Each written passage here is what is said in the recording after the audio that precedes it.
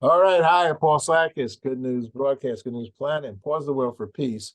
Peace, peace. Oh, there we go. Pieces of me. All right. So, Felisa, how do I pronounce your name? It's Felicity. Felicity. Yes. I'm so sorry. That's Felicity okay. Nicole. And because she says it's okay, that means she's a kind, caring, loving person. And I got a feeling after reading up about what you're up to, that's part of your DNA. And I think that pieces of me shares that DNA with the world. It does. Yes. My story is definitely painful but heartfelt. Yes. So tell us how you share it in a written format. We follow this beautiful journey.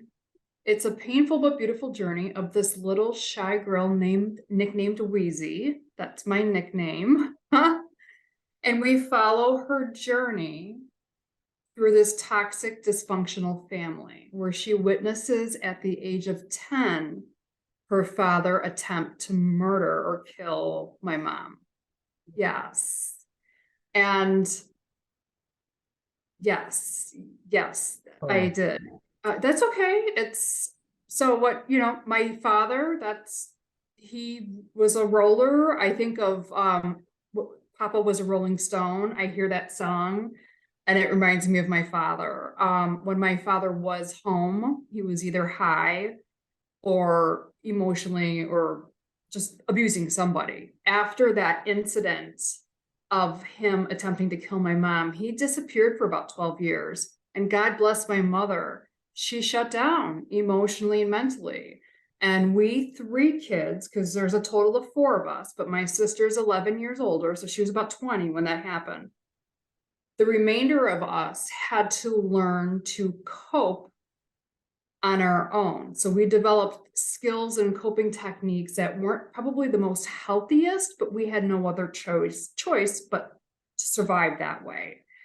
And I base this story, you follow her journey through life, building a life based on circumstances. And just defiant, and she was groomed into a role of being the troublemaker, and she filled that really well up to the point to where I defiantly dropped out of high school just to stick it to my mom and everybody, which was deep down a cry for help. And then I realized by the grace of God that I needed to put my pieces back together because I saw all my friends going somewhere. So I finished high school, went into university where I discovered how smart I am and that I thrived. And I was on a really, really great path. And then I met Dan, my ex-husband, and I was completely derailed because in 2 months I was pregnant with my son, Evan. And I was abandoned by my mom at that point.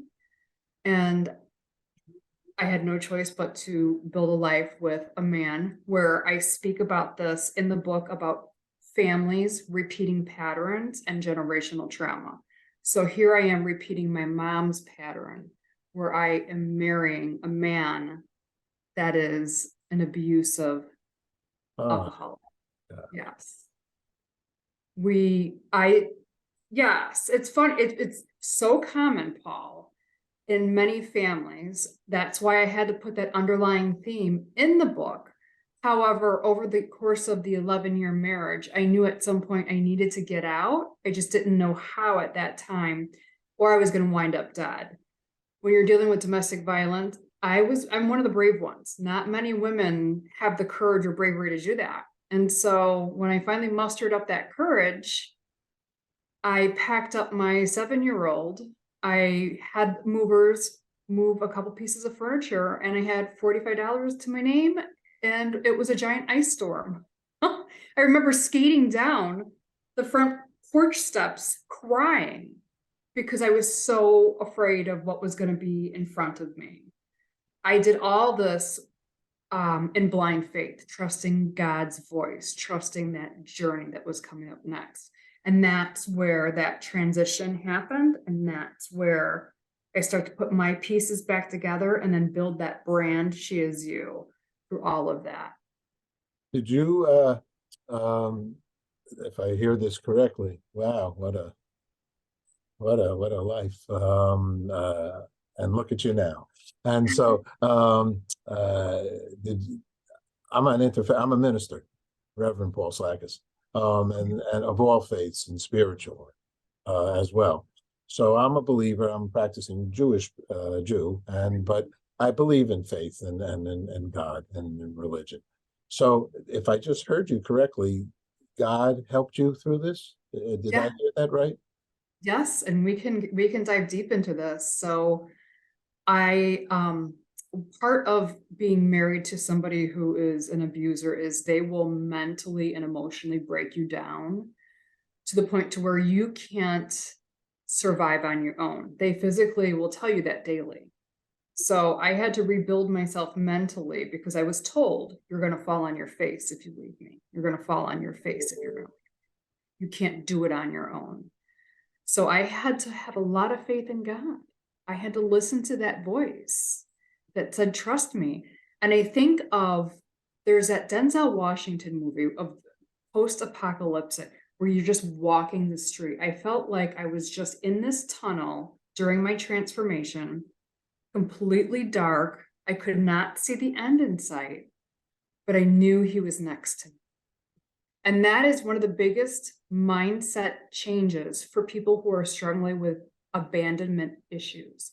You may have people that turn your back on you, that may be family, friends, husbands or wives, but God will never turn your back. He will always be with you. And so, in fact, I have never been abandoned once because he's been by my side the whole entire time. It wasn't easy, but I got through it.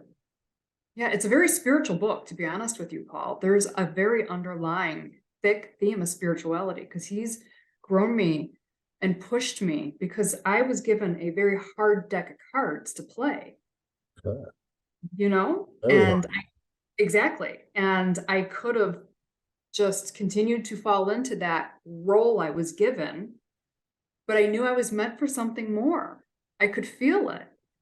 And this is where transformational coaching comes into. This is where transformation comes into. What are you willing to sacrifice in order to become the person you are meant to be versus the person that you were born into being? And for me, it was willing to walk away from a bad marriage, walking away from my family, which was hard to do. I love them, but I'm no contact with them, and rebuilding my life. And you do this, you help people in this way. I do. You go in front of groups or individuals. How do you proceed this way? I will do groups. I do group coaching through the She Is You mag. I have a membership. It's called the Sisterhood. We are midlife warriors, Paul. And we focus on this. We do group coaching, and my job is to instill some sort of faith-based spiritual practice into these women, because that is the fundamental piece that is your foundation for everything else. And then we move forward. But I will do individual therapy. I will do group coaching. I've done it for free. I'm a helper. You're a helper bee. So I am. where do people go? Where do they find you, and how do they get involved and work with you? Sure, that's a fantastic question. You can visit my website, which is sheisyoumag.com, and that has all the links to the book, to the membership, to the one-on-one coaching. You can visit my Instagram, which is Felicity_Nicole. I have a TikTok, which is at the Midlife Healing Journey, which I love TikTok. Okay. Yeah. So you're out there. Great. Get the Midlife Warrior Sisterhood freebies. Yes, we are actually doing a free meditation workshop, ladies, on Friday. I've got an hour that I set aside to teach everybody how to connect to your heart, because in order to see God's kingdom, you see it through your heart, not through your eyes. It's in scripture. his kingdom's here. Well, I'm so much with you in the way you're living your life, and the strength you've had. I admire you. The strength you have had to go through these difficult times. Today, however, look at you. You're a beautiful woman. You're in a beautiful home there. There's pictures of, I guess, your son there, and you have the book. You mentioned to me earlier you, I guess, remarried, and your life's on a straight and upward path. That's it. You know, we're always going to have a curveball thrown into our life. That's just the nature of the world. And I just think what am I supposed to learn from it? So that's it. That's my message of the day. You had a bowling ball thrown at you. Oh my God.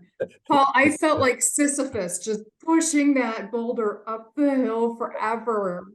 Or the book of Job, just like, you know, why God, why me, why me? Show us the book again. Feeling unbalanced, unsure, undesirable, and disconnected in life. Pieces of me. Yes, Listen, yes. Nicole. It drops May 30th. It's on Amazon, Target, Barnes and Noble. You know, purchase it online. This purchase is a childhood trauma survivor, domestic violence survivor. You're giving this wounded inner child her voice. That's what this book is about. Beautiful. Well, and you're giving the audience an opportunity to delve into their own life, because we all have ups and downs, maybe not to the degree that you've had, because those are serious scenarios. And thank the Lord, I'll say, most people don't have those to that degree.